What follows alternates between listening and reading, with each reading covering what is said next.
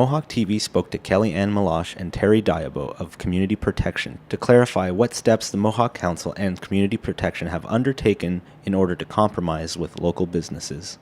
We got together and called a meeting with Chief and Council. We had to address they had to hear it also from our side and why we had the no parking signs put up in the first place. When we did explain to them that it is more for the safety of the community, we have heard from community members the good side of it, of the no parking, and that they love it and that they feel easier driving down the highway. It's safer for them. Explained it to them. They understood.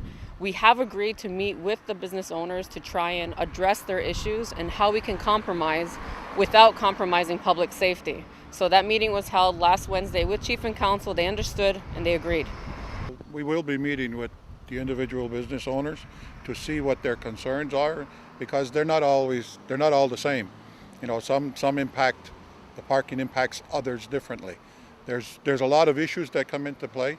Some of them can be resolved by going talk to my neighbor type thing, and it's not always done like that. So we're going to try to work with them to try to mediate if we have to come up with some sort of a solution. We have to look, and that's our jobs, is to look at public safety.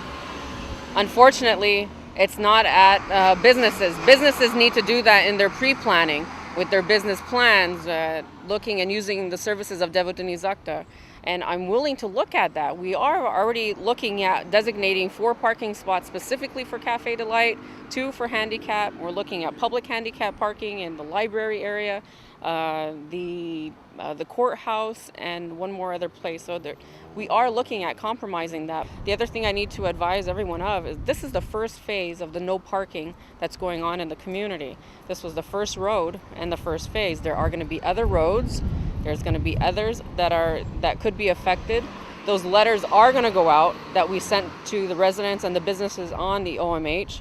Letters are going to go out. We are going to speak to them. We need to hear from them prior to putting up the signs. What are the conditions that they may need, and address them before putting that up. The best thing would be for them to take the signs down. They could put stopping zones. They could put alternate parking. They could do all that. But everyone says the best thing would be just take them down. We thank the people of Ganawagi all the time for coming here to help us to make this happen. If it wasn't for the people here, our business wouldn't be as successful as it is. And it's very hard for us to have to do this. Believe me, it hurts. I know it we're hurts going to badly. disappoint a lot of people. For Mohawk TV, this is Andrew Lima reporting. You know, Regan, in Montreal or in any municipality, they have alternating parking. At certain times you can park on one side, the other time you have to park on the other side.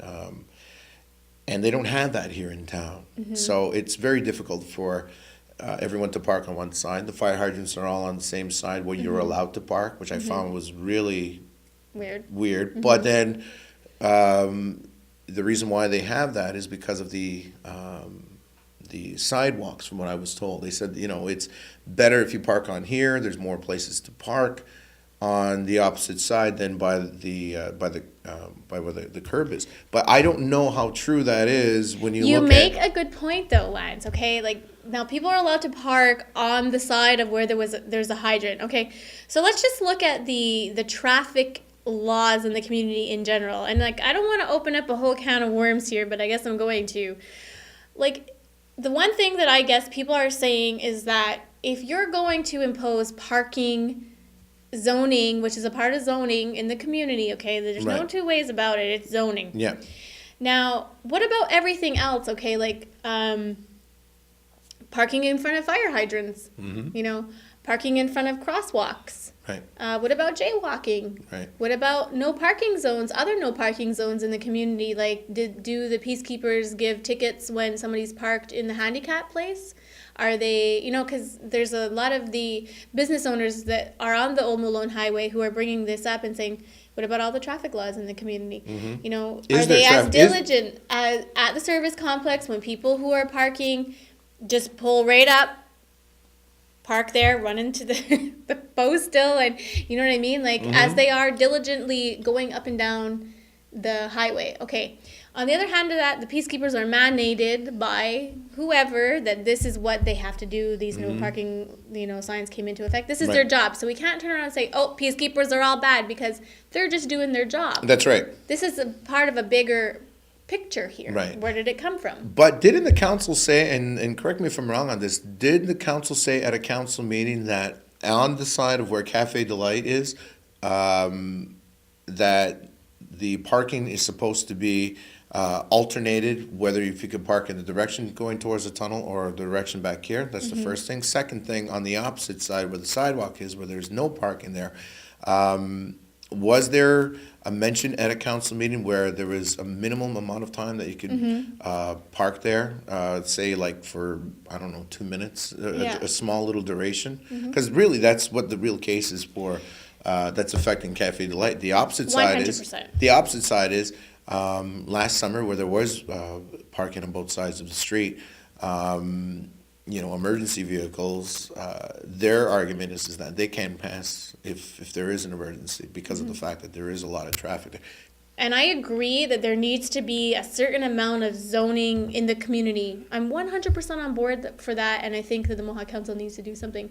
However, when they do something and it doesn't work with the people, and this situation with the no parking on the main highway, okay, it's been since January. And now we've talked to a lot of the businesses on the Old Malone Highway and some of the residents there too, and it's not working. So what is going to work? What is being done? I was sitting on a press scrum not even 3 weeks ago when there was Chief Lloyd Phillips, there was Clinton Phillips. They were all talking about this issue had come up at a community meeting, okay? Right. And from what I understood, they were like, there's no reason for it to be at our table. It needs to go back to community protection. We basically told them, you take care of it, and you take care of it now. I mean, the community, how big is the community now in which a business like Cafe Delight can thrive on a community, take little options away from the parking, and then they're obviously suffering. They're just the ones that are being the most vocal, okay, like in the media. Right. But behind the scenes, there's a lot more of those small businesses that are being vocal, that just don't want to come out and push the envelope. The other point, which is most important, the traffic aspect there, because when they have put stop signs there, as everyone knows. Beyond those stop signs, can you park at Fiddy's in front of there? Because that's going to be opening soon too. That's right. And Are you then able to park there's on that Goodleaf's side? Auto, who's opening like a grocery convenience store. Yeah. You know what I mean? So how is that going to affect? So in that little small area, there's a lot of activity. Now Fiddy's is like big time. Spring is here. Everyone's just like waiting for it to open. You know what I mean? Now everyone was so used to parking on that side of the road. What's going to happen to their business? There's two sides to every story, but I'm just giving you the argument of, listen, this isn't working. What are you doing about it? You're not doing something fast enough. This is what I'm getting back from people in business. Even it's more not personally, it's not affecting me. Even more interesting when you're around the Knights of Columbus area, around where LaFleur's is. There's no signs that say you can't park there. Oh, really? Take a look. You can park on that side I of the road. thought they went all the way up the highway. Not at all. Did they start directly from where the funeral home is, like, leading up to not even to where the tunnel is, but where the Lazar family home is? On as far as I've seen, because I actually checked yesterday, you can park where the complex is, meaning where Dustin's is and Homespun and all those. You can park there. There's no sign that says you can't. I'm just saying, why is it that you can't park all the way down? Is it because the road is smaller once you get in that area? I've never measured it. I'm not about to either at this point. Because we have other things to do.